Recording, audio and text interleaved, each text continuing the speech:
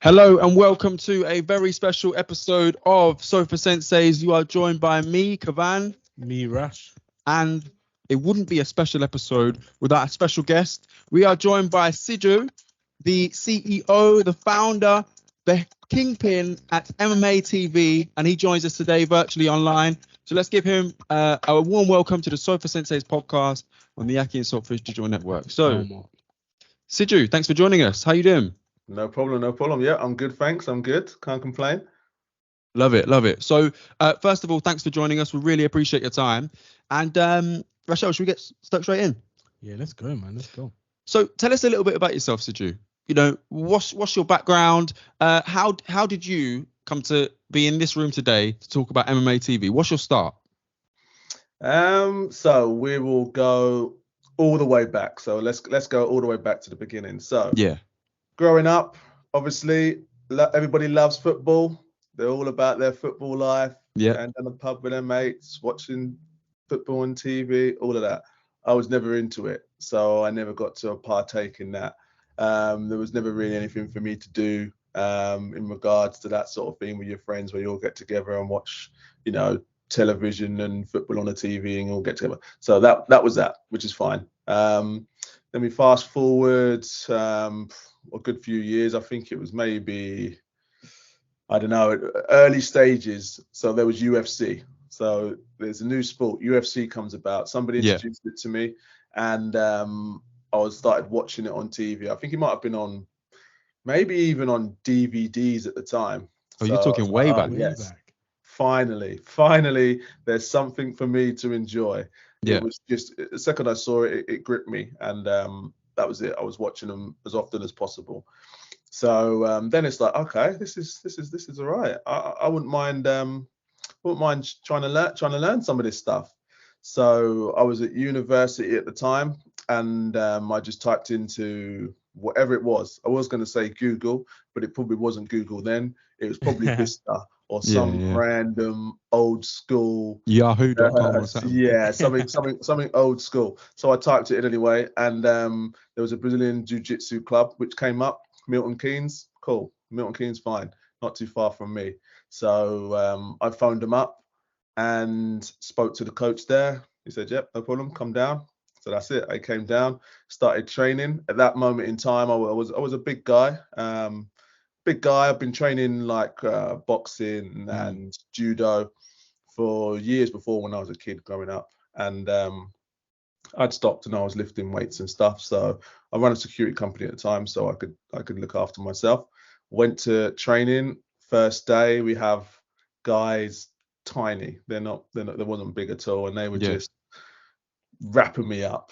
They're the scary ones, man. They're the scary ones. The ego was out the window, because I'm talking, what are these guys? These guys are maybe 60 kilos, 65 kilos. Yeah. 120 kilos. Wow. And I'm in good shape. So half of my size, literally. But it was easy work for them. It's like, wow, this is mad. But I was loving it.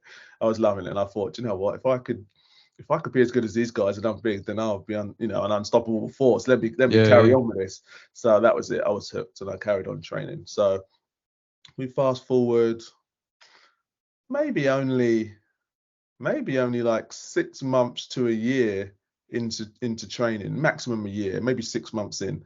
And I was lucky. I think I hit the jackpot training at that time. It's called Brazilian Top Team. Training with a lot of champions. Yeah.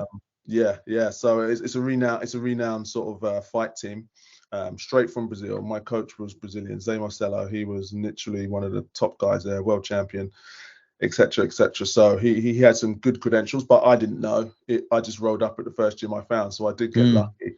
But I was training with a lot of world champions. There was Danny Batten there was Alexandre Zidro, there was Premisor Maslaya. There was a lot of really good guys there. So I'm a year in, say, and I'm training with all these guys. They're world champions. They're in the big leagues. But I was thinking, gosh, you guys they're still working regular jobs. One was a postman. One was, I don't know, humping around TVs, delivery. I was like, geez, you're like world champions, but you're not getting paid, and nobody really knows who you are. So I was thinking, wow, maybe I could like do a a good job of promoting you guys or managing you guys, looking after you. So at least you wouldn't have to work. I had a decent business background. Obviously, I'd already run a successful business whilst I was at uni. So I'm still in the first year of uni there, but I'd already started the business. And I thought, you know what, I could probably use some of the skills that I've learned and manage some of you guys. So that's what I did. I took on a few guys and started looking after them. And yeah, they was doing good, winning, had sponsorship, endorsement deals, put them in a position where they didn't have to work so hard, and that sort of thing. So it was going well. So then obviously I got more clients. And then we're going to fast forward, probably, let's fast forward 4 or 5 years, because at this stage, I'm at like, okay, I've got some really successful guys now. The roster's probably gone up to around 20 or 30 athletes under management now. We're a good size.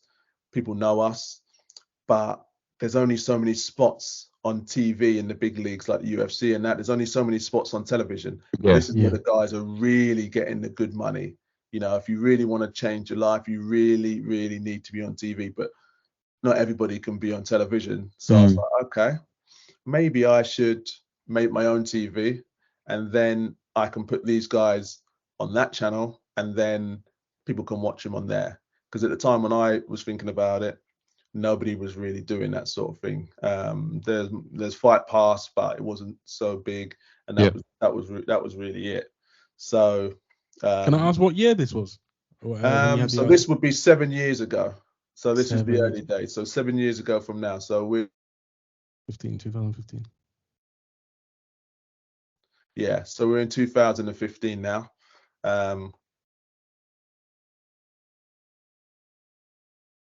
Any experience obviously in the TV world or anything like that. I had no clue, but I thought, well, this is the only way that I'm going to be able to get these guys on TV and increase their exposure and, you know, the deals that we can do. So that's what I did and went about it. And then MMA TV was born. I still feel quite lucky that I got that name and nobody snapped it up. Yeah. so that was the result. name, Yeah, it is. You know, it's a no-brainer really. But yeah, it cost a few quid, but nobody had it, so we snapped it up, and we were good to go.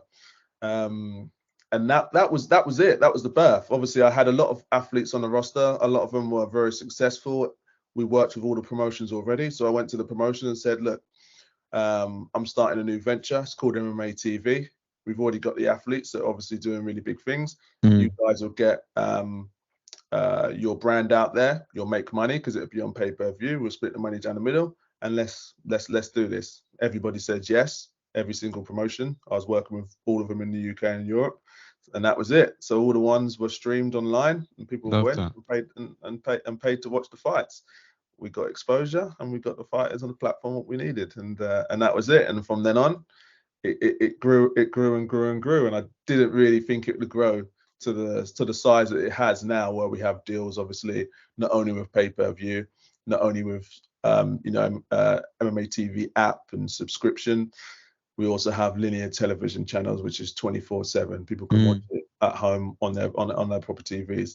So I didn't think it would grow to the size it has, but yeah, it's got legs and it's running now. So yeah, that's literally the full story. Love that. So thanks for the overview. What we're going to do is we're going to get in some detail across that whole journey. So at the start you mentioned about, you know, not supporting a football team. Now I'm in the same boat, right? So football was never my sport either.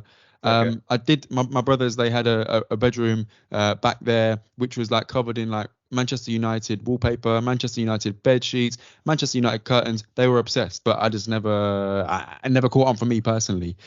But equally, when I caught I think it was Floyd Mayweather versus Ricky Hatton was the first sort of boxing fight that was in my face, and I thought, this is really interesting. Two guys talking it out and doing all this trash talk, and they're gonna fight. Like, this seems really, really cool. Caught up with that fight. Floyd Mayweather wins. Floyd Mayweather must be good. Like, is he the best? And all these sort of questions and answers. And then we're talking, I think it was 2009. I think David Haye becomes the heavyweight champion of the world. So that's like the British guy, young champion. This is great. Heavyweight champion, does that mean they're the best ever, the scariest person, the baddest man on the planet, as the title is? And all that's really captivating. And then fast forward to uni, the Conor McGregor era starts just around that time. So MMA is now a new obsession and all these sorts of things. So obviously, you mentioned about the DVDs that caught, or the videos that caught your attention in terms of MMA. Do you remember what that first fight was? I would assume, I don't feel like I would have watched the Royce Gracie versus, well, he was versus a lot of people. I don't feel like it was that, but I did go back and dive into that. I don't know what the first one would have been, but I would assume it would be someone like Chuck Liddell and Yeah. or something like that. I don't remember the first one, but we went back in history and watched all of them ones, you know. Yeah. And up to the recent ones, but it was definitely that sort of era where Chuck Liddell was fighting Tito Ortiz. So if it wasn't for the first one, then it was definitely like, you know, the second one for sure. I was around for a while while the second one came about. Love that. And what if you could delve into your own mind, what do you think it was that captivated you about that sport? I like individual sports. I don't like team sports so much because I don't want to be the guy that's putting in all the work and we either win or we lose, you know. Yeah. But it's not on me. So I'd rather it's on me. If I win or lose, then it's my own fault. So that's how I like it. So because that's the position you're in when you're fighting in mixed martial arts, all the pressure's on you, and I like that. You know, I think that's a good mindset to have. And I grew up in I grew up in martial arts. I grew up boxing and I grew up with judo, and I was decent at both of them. So it was a natural progression to find something at some point along the way. And it wasn't really judo and it wasn't boxing because I wasn't fully into them. Otherwise, I would have carried on doing them. But mixed martial arts, well, that's what I've done. It's groundwork and it's stand up. You can't really go wrong with that. So yeah, it got me. The first time I heard about MMA and UFC was, you remember BST? Yeah. It was the gym. I remember that, like going early, probably secondary school time now. Everyone's talking about new gym open up, BST. You can learn all this fighting, different types, all in one. That's when the hype was for me, to be honest. Okay. That was well, I'm the founder of that gym, so there you go. Yeah. Go on. Yeah. So I remember that, man. We could go into that. That was after the management style. I also wanted a place for my athletes to train. Yeah. And I was thinking, you know what? I've been to Vegas a lot of times, and Randy Couture had a really, really nice gym. Yeah. One of the best of its kind. I used to go there all the time. Always used to go to Randy's gym. I was like, do you know what? I'm just going to recreate this gym. I'm basically going to copy it and bring it to England. And nobody's got one as big as it, as nice as it. I made sure we done everything the best. And yeah, we grew that gym. And yeah, I brought in every single coach from day one, really. So yeah, there you go. So no way. So what? You helped build BST, the gym? Yep, from scratch, from day one. Yep, No I'm the founder of BST, Blood, Sweat and Tears Mixed Martial Arts. Yeah. Go on. That is. Are you still involved with the new? Is it Bostock Avenue? Is it? No. It's Bostock House. New Sainsbury's, yeah. Yeah. Yep. So Greg is the he runs it all. So I never actually run the gym. I always had like partners and stuff, but yeah, Greg's the man. He's doing a great job down there right now. So yeah. One thing I'll say about BST as well is, MMA stuff aside, it's the best equipped gym in Northampton. Yeah. If you're not interested in any of the martial arts, but you just want to lift weights, it's the best equipped one as well. So that's always really, and it's interesting because you mentioned, you wanted to do it the best and you wanted to make sure we had the best facilities. How long has that been part of your DNA?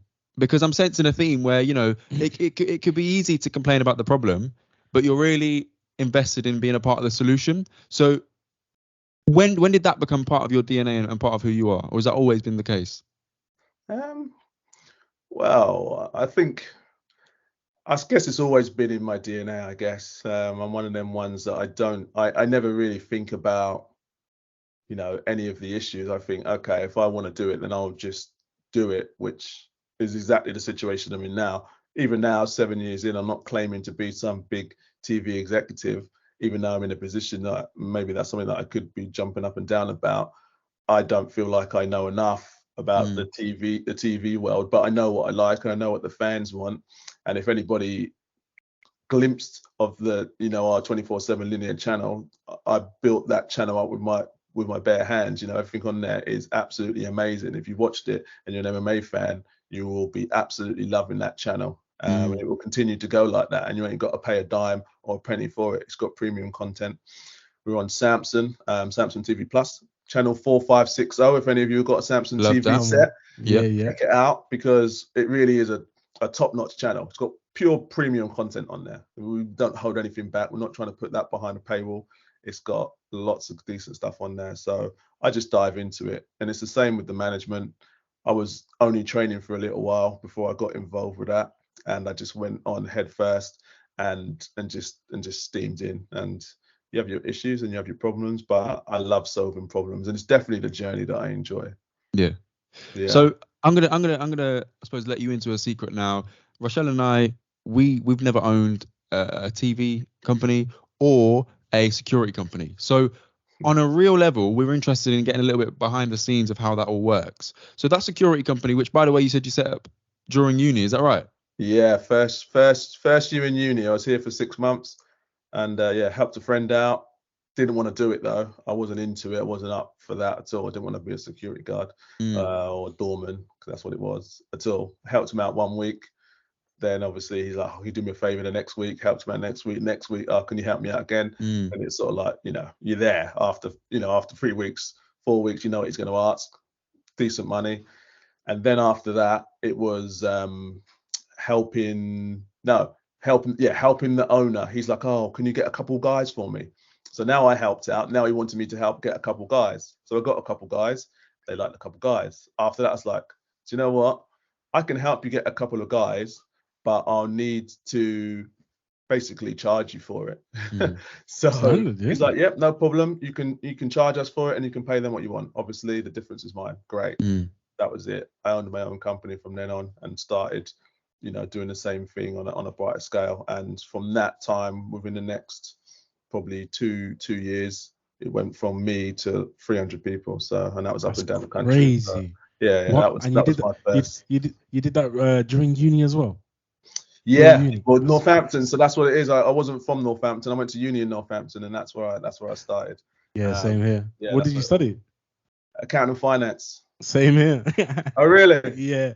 Yeah, I did. That's crazy. Crazy. Yeah. So, yep, that's the course I done. And I stuck around. You think the course helped you run your businesses and the financials? I don't think so.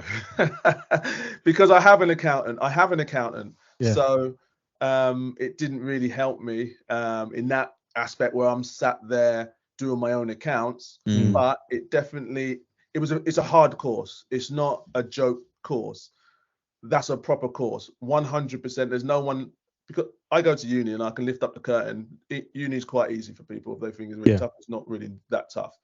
But there's certain courses that are really difficult, and that is one of them. You can't mess around. You can't take notes into your exams or anything like that. Yeah. You're doing a proper 3-hour course, and you got 9, 10, 11 exams to do, and that's difficult for anybody. So yeah, it helped me to know that, I can probably do anything, but I wasn't sitting there trying to do my own accounts and stuff like that. I had an accountant from day one doing all of that stuff, but yeah, I suppose it helped me with finance and know what I'm doing, but I wouldn't say it was a core thing. So let's, if you don't mind, a couple more details on. So what are some of the challenges that come along with a security business then? And what are the day-to-day things that you're encountering? Because, I can only imagine managing 300 people all across the country, bars with different locations, different clientele, different expectations. You're 18, 19, 20, I'm imagining? Yeah, I was probably around, like 19, at the time. Yeah. So you're a teenager. Not to minimize, but you're a teenager. I was pretty big. Yeah. So people thought I was older than I was, and they're probably still shocked now. They see me now and they're like, geez, you have an age. And they're like 60, and I'm still young, way younger than them. They're what's going on. So, yeah. So what's it teaching you then? What are the sort of core fundamentals that it's teaching you day in, day out? Oh, a lot. Yeah, a lot. Those businesses are they are difficult. When you're managing people, it's a very difficult thing. You never master it because you've got so many people and everybody thinks that it's only their issue when it's them. I'm going to go in sick tonight. They think it's just them. But everybody's got that same mentality. Before you know it, there's 30 people going sick in one night. And now you've got some serious issues trying to solve that, making sure that you've got the cover for the work. But in the earlier days, I think the most hardest thing that hit me was regulation. At the time I started, I was lucky that I ran towards the regulation, which was the badges. When I first started, there was a lot of thugs around, big guys. Most of them have been in trouble. They're more thuggy, want the fight. I brought a different sort of flavor to it because, again, I used to go to Vegas a lot and I used to see how they used to operate. Very smart, very smartly dressed, very cool, more talking and more skillful. So I was training at the time as well.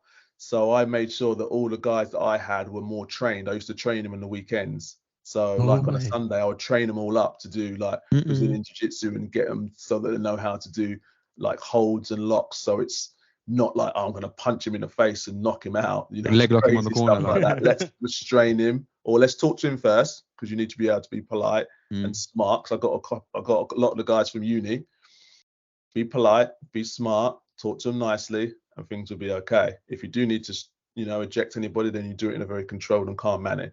Obviously, the bars like it because it was night and day to what they're used to. Yeah. So everybody had a badge because nobody had criminal records or been in trouble with the law. So we was just a completely different sort of company to a lot of the ones that the town had been used to. So we run towards a regulation. We were all badged. And then what happened? Everybody had to have a badge. We were ahead of the game. All our guys were badged. So we got a lot of work with that. And the same with the SIA when that really started to hit. So we were light years ahead. But what did happen is we needed another level, which is the ISO 5000s and the hardcore sort of big business qualifications and stuff that you needed. So we went to this really big meeting. I think it is Whitbread, which ran all the Weatherspoons and all of those type of bars. Went to a massive meeting in Birmingham with that. Had a couple bits of paperwork, but nothing major. Got there, they're asking me all this stuff. We need this, we need that. ISO 9001. I have no clue what that is. I probably looked very silly. I didn't know what any of the stuff was. BS this and BS that. Like, I haven't got any of that. So I had a lot of bars at the time. Because I didn't have the work, we lost the contract, which was a good few bars that we had. Lost a whole heap of money, a whole heap of work. Effectively in 2 weeks' time, you're done. It's like, oh, wow. This is crazy. So that was probably one of the biggest challenges going through that. It wasn't the early stages, but it was in the middle. We built up quite a big company at that point, and it just was like, seemed like it had the rug pulled under our feet immediately. So that was really challenging. I would say learning that and to running towards regulation, the learning process there allowed us to grow into a really good sized company. And I think that helped us the most in order to carry on in business. Wicked. Thanks for that background as well. That's really it's informative, because I think what it helps me understand now is I'm seeing the link between security and combat sports in general. When you was talking about training the guys up, I thought, wait there. Julian Francis, do you remember the guy outside Box Park in Wembley? I think it was. Former boxer, fought Mike Tyson, and he was really, really patient until he felt in danger. And I think you could see the level of training that he had, and obviously since then he's been completely vindicated. Preemptive strike, I think it was called. His employers got him back. He's got his badge. Everything's fine. But that was a massive viral moment for combat sports and for security work. And I think it's really interesting now, looking at your journey, how closely the two industries interact. So in your experience then, would you say that a lot of doormen are trained, or is it just a size thing in your experience? I would say normally it's a size thing. I don't believe many are trained even till today, especially today. Actually, I wouldn't say the sort of game has gone backwards, in my opinion, rather than forwards. At least when I was doing it, the money was really good, less competition. These days, people know they can get a badge and they can get a job. So they're just doing the course to get the badge, to get the work. It doesn't mean they're qualified. They're normally, untrained guys, normally not even big guys these days. So what happens then? The price that you get paid goes down. So now, back in the day when you're getting 15, 20 pounds an hour, well, you got some guy that just done the course and he'll charge you £7 or £8 an hour. Yeah. This is so this is no good. Then the people want to pay the company £10 an hour. So you've got no choice. There's no leeway in it, and you don't get the quality of the staff, and that's that's an issue in my opinion. Take us to that venture into MMA then. So you're training, you've got this business experience under your belt. What's the problem that you're seeing? I know you mentioned pay of fighters, which is, to be honest, still a topic of conversation now, even in the biggest leagues. But like, because we see it as guys show up, they fight, and they get paid. That's all we really know. Even like know a little bit about sponsorship and how it's changed now, particularly with the UFC and the uniform policy, how that's affected their sponsorship and that sort of stuff. But what's it like outside of the UFC? What is payment like? What are the payment structures like for fighters? It depends where you go, but the payment is always pretty low until you get to a decent sized league. When you're in a decent sized league, then obviously the pay it gets better. All it depends on is exposure and what sort of character you are, really. If you can bring the numbers in, then you're going to get paid decent money. If you've got good exposure on television, social media, then your pay will go up in relation to that. And that is really the bottom line. And it's still the case now. Look at Conor McGregor. He's not he's smashed it with that, fighter in the world because he's got the best character in the world. He backs it up in the cage. But he doesn't even need to back it up in the cage now. He just needs to carry on with the persona, and he gets paid more than anybody else. And this is the game. As long as you've got good exposure, which goes back to the whole point of what we were trying to do, then you get paid more. So how did you go about boosting that persona? Well, when you're on television, people watch you. When you're not on TV, nobody can watch you, even if they want to. So that addresses that off the bat. So then now you can't be seen. It's a dark sport. Now you can be seen because we brought it to the light. So instantly you're more popular. For us, we got people like, if you go onto our YouTube channel, MMA TV, you'll see the views there with the athletes. Plenty of athletes that's been on our channel have been signed to the big leagues just because they've got 6 million views on YouTube and they've been seen everywhere. So people are like, oh wow, who's this guy? God, he's got 6 million views. He must be popular. Let's sign him. You know what I mean? Let's get him on the thing.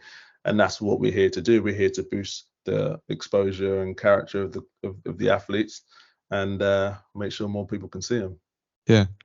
Are you coaching them along, or are you identifying the characters and giving them a platform, or is it a matter of you creating these characters?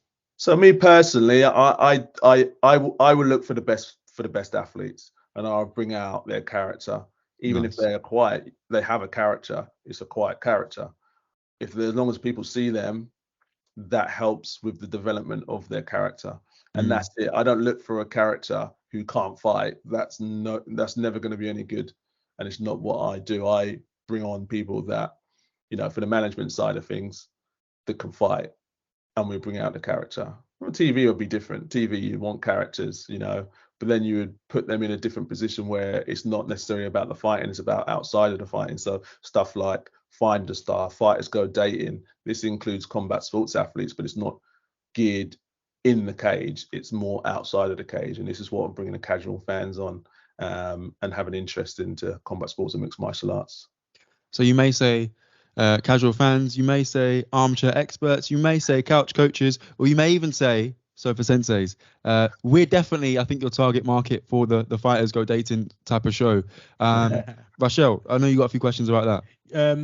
But before that, I was going to say, you had the idea in 2015 about the MMA TV.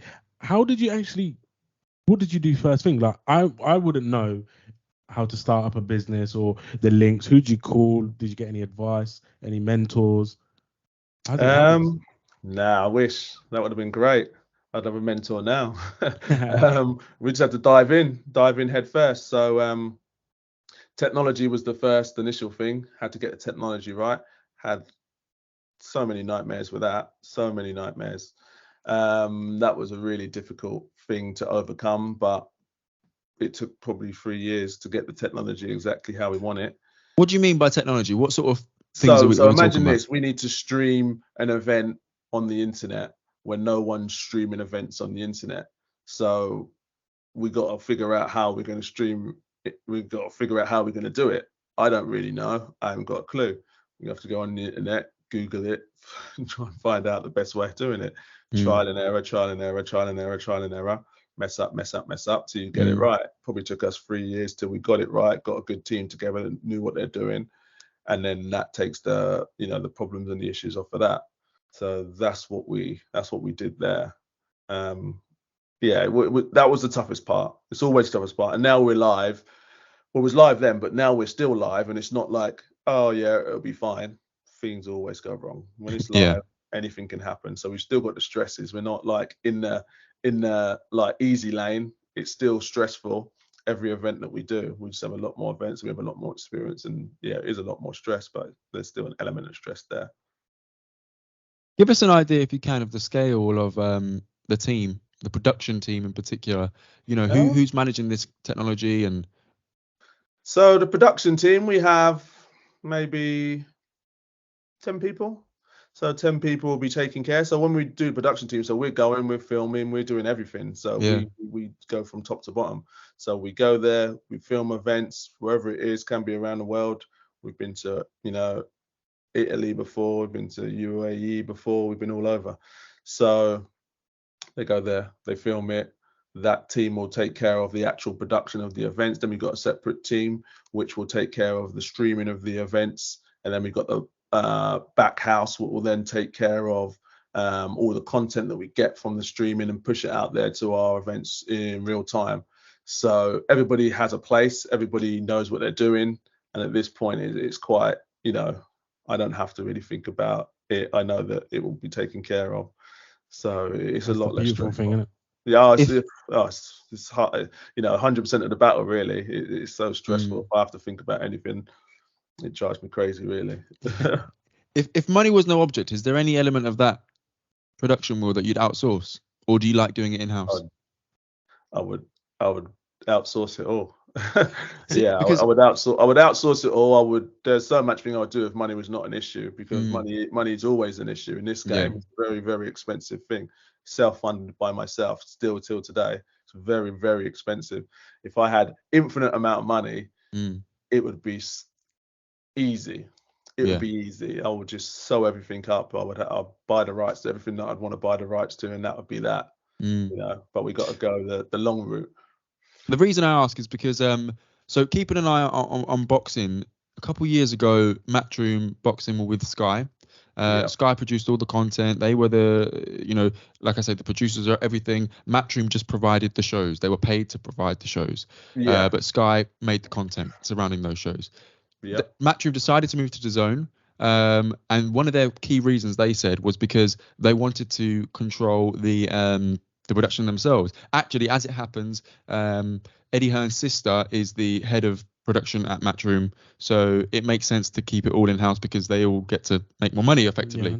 So it was interesting to see, your perspective based on that story there in public. But obviously, Matchroom are an outfit with a silly amount of money. I mean, their accounts are public. It's just silly. The Anthony Joshua era definitely propped them up, and I'm sure they'll be grateful to him for a long time. But it's really interesting looking at the difference between boxing and MMA, because I feel like as great as the UFC have been for MMA, and I'm grateful as a fan, as a Sofa Sensei, I'm definitely grateful to the UFC.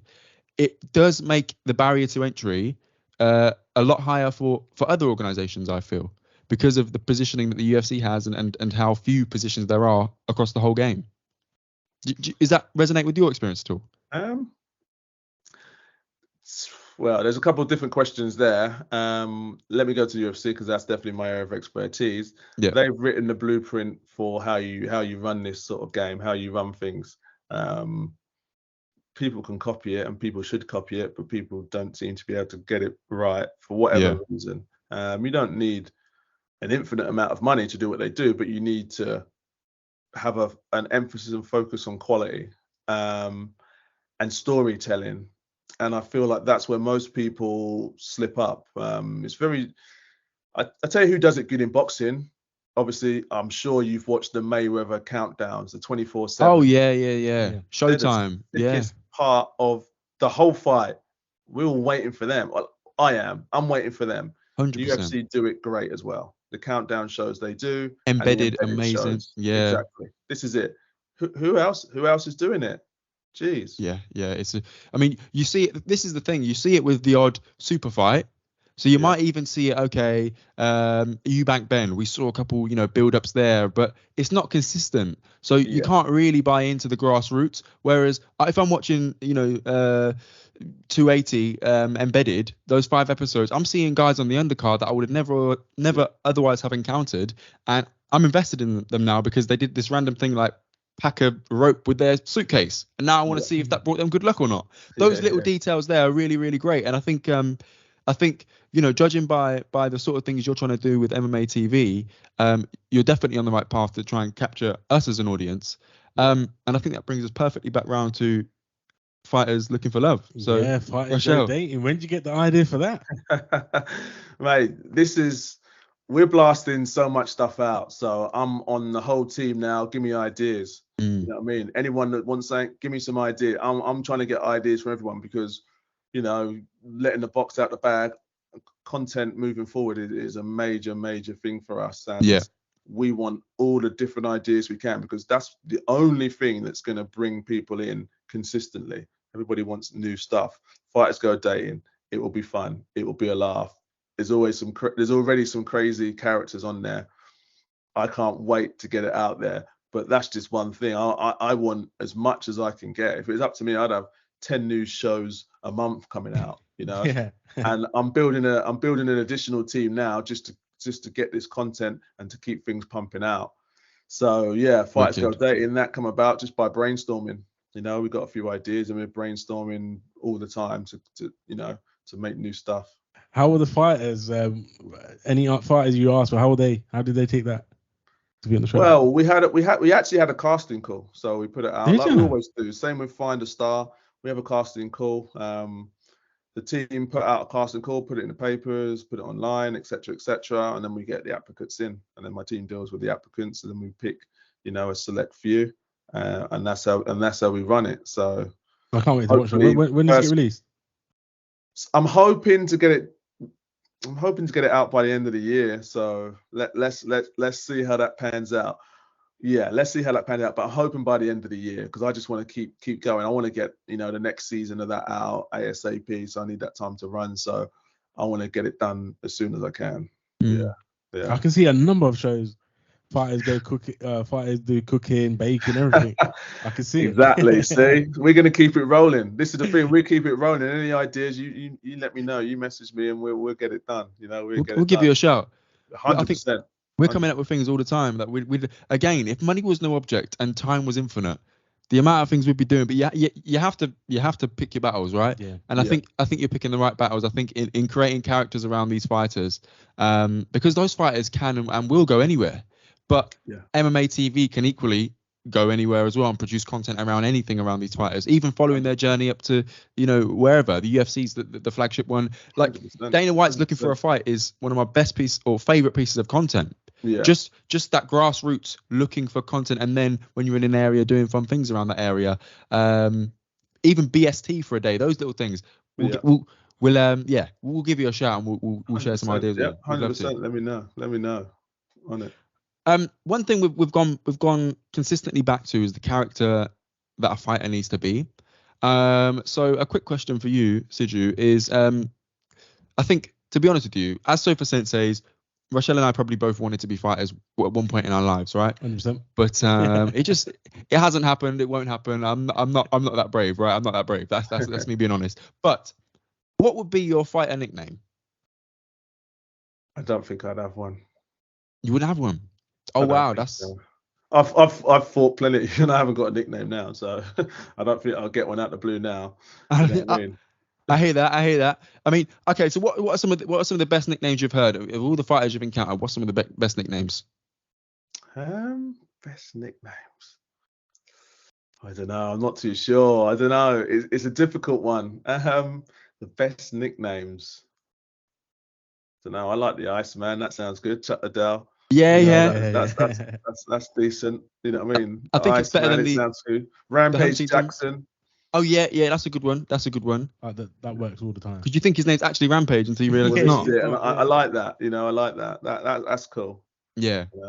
Fair enough. I mean, some of the ones that aren't so good. Huntington Beach Bad Boy. Didn't think that was that great. Preferred the Iceman for sure. And Ghana's got a cool one. The Predator. The Predator. Yeah, That's scary. That's scary. That was good, especially when he had the long dreads. That was Yeah. intimidating. Yeah. All right. Well, Rachel, what about you? What would be your nickname? You know, I'm on the same boat. You know, after you said it, no nickname, man. I want everyone to know my name, my real name, when I'm fighting. I want them to know. So probably no nickname. You know, I did say R. but that's just a funny play on. Bro. That's a dead. No. Yeah. But how about I don't would be great for you. I don't. Yeah. I don't care. Yeah. Rachel's last name is Care, so you know. Okay. Yeah. Rachel. I don't care. Yeah. For me, I mean, it's got to be something like Lion, right? Because my last name is Brian, so it's got to rhyme. There's got to be that rhythm there. It's got to be Brian, I think. Or Lion, sorry. Lion. I don't know about the Lion. The Lion. No, that's cringy. No. Well, man said R. though. Come on. But yeah. So it's been really great talking to you. So what we're gonna do is we'll end the show there, but we've got a bonus episode as well. So that'll just like 6 questions. So make sure. Oh, you still there? Oh, I think connection might have got us. But I'm here. Oh, wicked. So we'll catch up with Siju next week where we ask him our bonus questions, getting to know him a little bit more, who his influences are, and who has the most potential in his life. So make sure you tune in next week for that. But until then, that has been Sofa Senseis on the Akhi&saltfish Digital Network. You've been joined by me, Kavan. Me, Rash. And Siju from MMA TV. Make sure you check them out. And yeah, it's been fantastic talking to you. Thanks so much for your time. Thank you. If you want to get in touch with us, please don't hesitate to contact us on Sofa Senseis on Instagram, Akhi&saltfish on Twitter, or email akhi&saltfish@gmail.com if you've got any questions or comments. See you next time.